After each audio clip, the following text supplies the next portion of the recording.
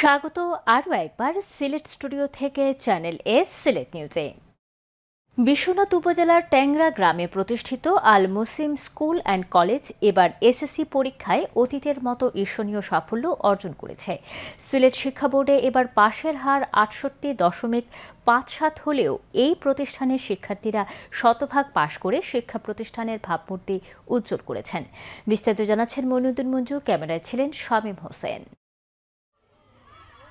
এবার সিলেট শিক্ষা বোর্ডে পাশের হার ছিল ৬৮.৫৭%।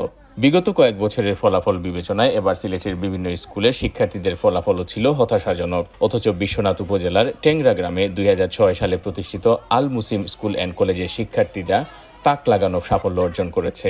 এবার তাদের ৩৭ জন শিক্ষার্থীদের মধ্যে ৩৭ জনই পাশ করেছেন, A+ও পেয়েছেন একজন। আমি এবার এসএসসি পরীক্ষায় A+ পেয়েছি। আমার মনে হয় এই সব কৃতিত্ব আল মুসলিম স্কুল অ্যান্ড কলেজের। আমি খুব গর্বিত আল মুসলিম স্কুল অ্যান্ড কলেজের একজন ছাত্রী হয়ে। মুসলিম স্কুল অ্যান্ড কলেজে প্রত্যেক ছাত্রছাত্রী ভালো রেজাল্ট করছেন। আমি পাইছি। আমার প্রত্যেক শিক্ষকসকলের গাম জড়ানো পরিশ্রম এবং মা বাবার দোয়ারও ছিল আজকে আমি এই পর্যায়ে আইছি। আমি এসএসসি এক্সাম দিয়া আজকে এমানাস পাইছি। এটা সফল এটা আমার না, এটা সার তারা কষ্ট আমি এমানাস পাইছি। সবে দোয়া করবা আরও যেন ভবিষ্যতে আরও ভালো রেজাল্ট করতাম পারে। পূর্বের মতো সাফল্য ধরে রাখায় খুশি হয়েছেন শিক্ষকরাও। আল্লাহ তাআলার দরবারে অসংখ্য শুকরিয়া আদায় করছি। আজকে এসএসসি পরীক্ষায় আমাদের স্কুলের রেজাল্ট শতভাগ সাফল্যের সাথে A+ একটি সহ শতভাগ সাফল্য অর্জন করেছে। আমাদের শিক্ষক মণ্ডলীর সকলের পক্ষ থেকে আপনাদের ছাত্রছাত্রীদের প্রতি আমরা অত্যন্ত কৃতজ্ঞ। আল মুসলিম স্কুল অ্যান্ড কলেজের পরিচালক ও ৩ নম্বর অলঙ্কারী ইউনিয়ন পরিষদের চেয়ারম্যান আতিকুর রহমান লিটন শিক্ষার্থীদের সাফল্যের সাথে সংশ্লিষ্ট সকলের প্রতি কৃতজ্ঞতা জানিয়েছেন। এখানে অত্যন্ত উৎসবমুখরভাবে ছাত্রছাত্রীরা তাদের বিজয় উল্লাস করছে।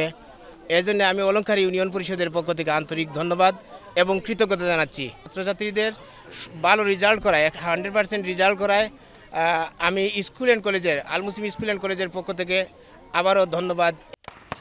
পরীক্ষার ফলাফল প্রকাশকালে আরও উপস্থিত ছিলেন ইউপি সদস্য ফজলু মিয়া, শিশু মিয়া, প্রভাষক রহমত আলী, শাহিন মিয়া, আল মুসলিম স্কুল অ্যান্ড কলেজের প্রধান শিক্ষক আব্দুল হালিম, সহকারী প্রধান শিক্ষক আজমল হোসেন নয়ন।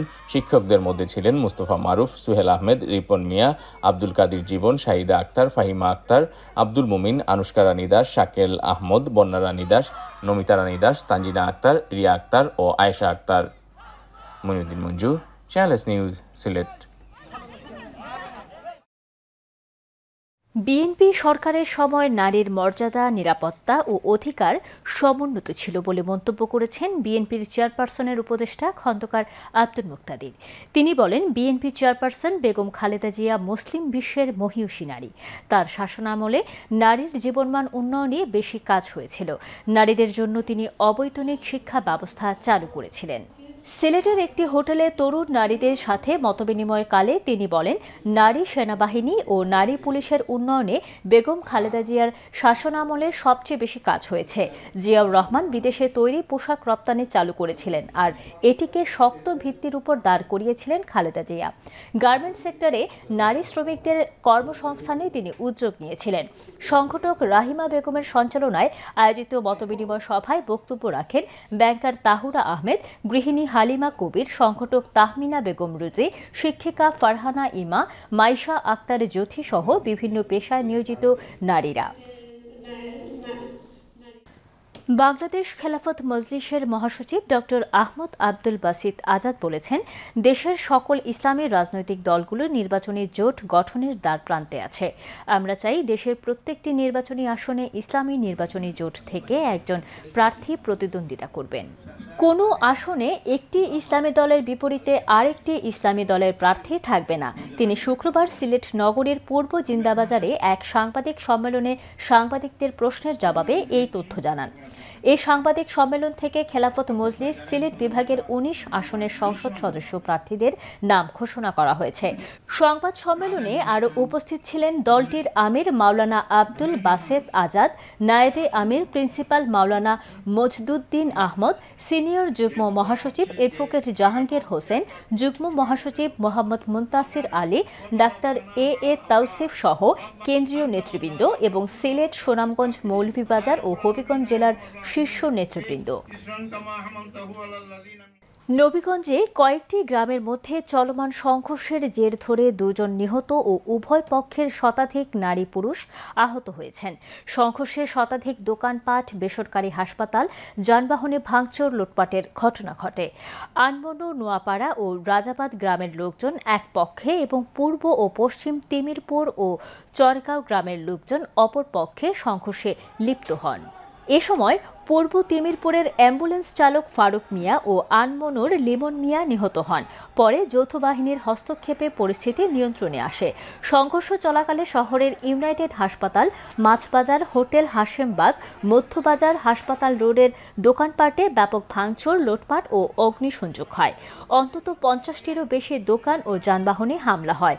সংঘর্ষের সুযোগ নিয়ে একটি সংঘবদ্ধ চক্র পরিকল্পিতভাবে বাজারে লুটপাট চালায় বলে জানিয়েছেন একাধিক ব্যবসায়ী। মৎস্যজীবী ও অমৎস্যজীবীদের মধ্যে বিভাজনকে কেন্দ্র করে গ্রামে গ্রামে উত্তেজনা ছড়িয়ে পড়েছে। নবীগঞ্জ থানার ওসি শেখ মোহাম্মদ কামরুজ্জামান জানান, বিষয়টি আইনশৃঙ্খলা বাহিনীর কঠোর নজরদারিতে রয়েছে। অতিরিক্ত পুলিশ ও সেনাবাহিনী মোতায়েন রয়েছে। বর্তমানে পরিস্থিতি স্বাভাবিক। চ্যানেলে সিলেট নিউজ আজ এ পর্যন্ত। সিলেট বিভাগের প্রত্যন্ত অঞ্চলের খবর জানতে চোখ রাখুন চ্যানেল এস এর পর্দায়। এতক্ষণ আমাদের সঙ্গে থাকার জন্য ধন্যবাদ। আল্লাহ হাফেজ।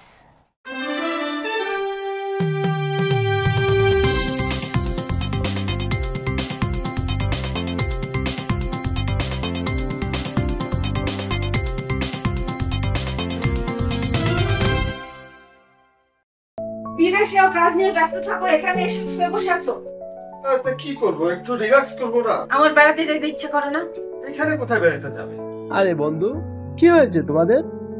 আর বন্ধু বলো না, তোমার ভাবি বেড়াতে যেতে চায়, কিন্তু এখানে কোথায় যাব বেড়াতে? শ্রীমঙ্গল লেমন গার্ডেন রিসোর্ট আছে না, চমৎকার ডে আউটের ব্যবস্থা রয়েছে। চিড়িয়াখানা, swimming pool, play zone, gymnasium, snake lake, bumper কার, রেস্টুরেন্ট, কি নেই সেখানে?